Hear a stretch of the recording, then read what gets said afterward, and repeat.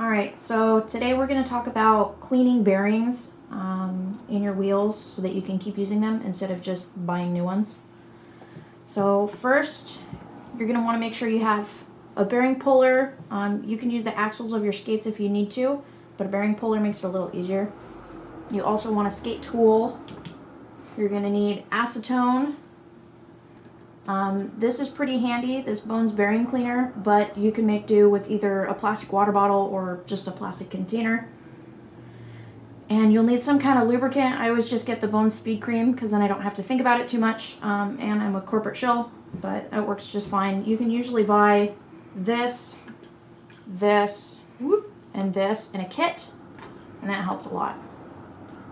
So first step, we're going to use our skate tool and take off our wheels. We're going to undo the axle nut. We don't want to lose them, so I usually will just put it right back on the axle.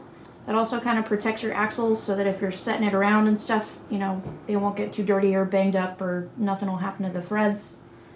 You should have 2 bearings in your skate. You can use either this bearing puller or again you can use the axle to wiggle these out. I find that turning it and pulling at the same time helps. They tend to be easier to get out of the wheels that have these kind of plastic hubs instead of the ones with the metal hubs. You can get them out of the ones with the metal hubs, but sometimes it takes a little more patience.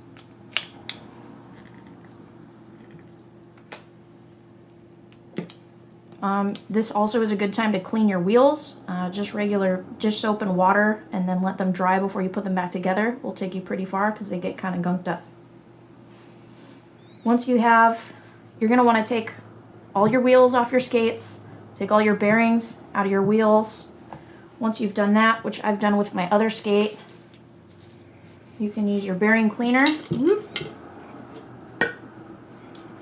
With this guy, it has the wing nut and the spacers. Oh, I skipped a step. So this is your bearing. This is a bearing that only has the one shield on this side, and then this would be the roll cage that holds the ball bearings. To remove the shield, you want to use a paper clip. You can poke it through the back between the cage and the metal that holds the bearings. Whoop. Poke it straight through. You're going to use this paper clip to push the shield out from the bearing. You do it this way because you don't want to accidentally bend the shield. The shield has a thin sheet of metal that helps it maintain its form. And if you bend that, then your bearing is not going to work very well because the bent shield is going to press against the roll cage and the ball bearings and interfere with how it rolls. You want to be sure to take these off because these have kind of a rubbery exterior. That will be broken down by the acetone that you use to clean the bearings. So with the shields, you can just wash the shields in soap and water and let them dry all the way. So the bearings themselves, the metal, gets acetone. The shields that have the rubbery part goes in soap and water. Just regular dish soap works just fine.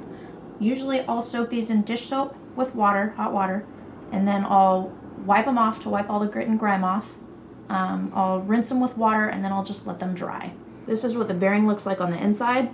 It has these little balls, the ball bearings. It should spin okay. But yeah, we're going to clean this puppy. So we want to do that to all of these.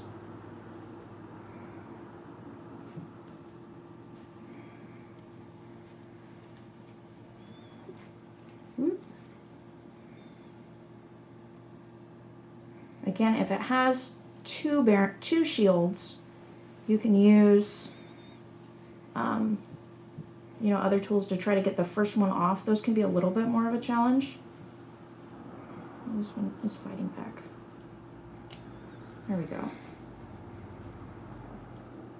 There are other cleaners that you can use. There are commercial cleaners that you can buy that aren't acetone. I've heard that you can use soap and water as well. The thing about soap and water for actually cleaning your bearings is that you have to make sure that they're totally dry when you put them back together. Otherwise, you could have issues with rust, and you definitely don't want that in your bearings. The point of the acetone is to strip down any lubricant and dirt that may be remaining on your bearings. The acetone will break down that lubricant. Soap and water can work. The acetone works very well though, so that's usually what I use. So for this bearing cleaner, you want to take off all the spacers in the wing nut, put on a bearing, put on a spacer, put on a bearing, put on a spacer, and just keep going. You can do one skate at a time with these. You can reuse the acetone as long as it's not too dirty. A little bit of acetone actually goes a pretty long way. Screw our wing nut on here.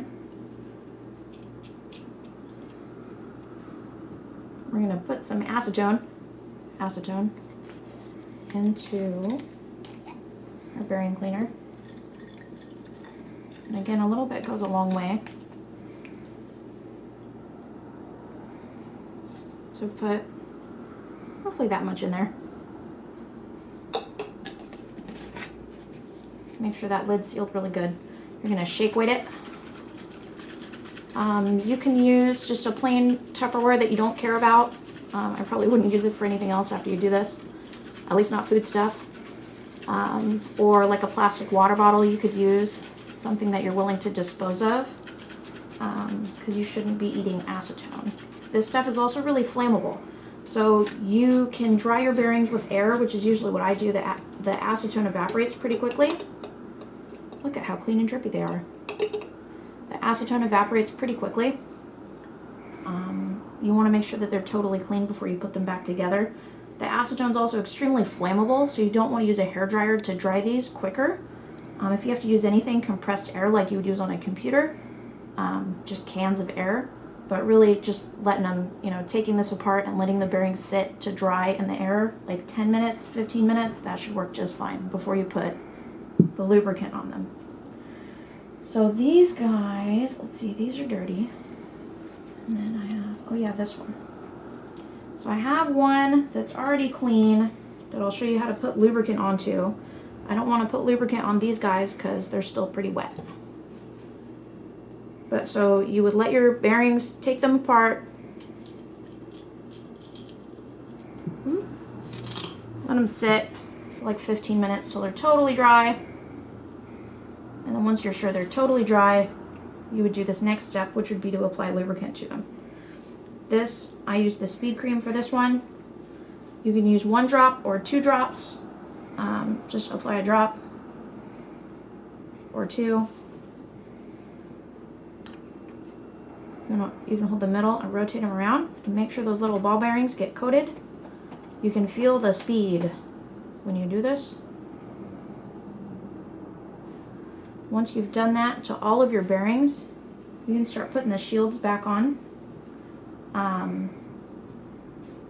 The rubbery side goes out, the little metal side goes in. In the bearing, there's a little ridge kind of on the inside that you may be able to just barely see. This shield should fit right in that ridge, and you can kind of feel it a little bit if you gently press it in. You kind of heard that little snap. It should still roll okay once you've lubricated it and put the shields on. If it doesn't, maybe try reseating it again. Maybe make sure the shield isn't bent. Sometimes you do have to replace bearings, like there may just be no saving them. Maybe they need to be cleaned more thoroughly. But yeah, it should roll okay. So once you've got these back together, you can pop your bearings in here. You can just snap them in with your fingers. You can use the axle or the bearing press, which has these little dots. You could actually use it to push your bearing in if you need to. Take this off. Put this back on here. Should roll okay. Rolls pretty good. Put this back on there. And you want to tighten this until you can wiggle your wheel, but it's not too tight. Not too wiggly, not too tight. You should be able to roll. So sometimes that takes a little bit of trial and error. And that is how you clean your bearings.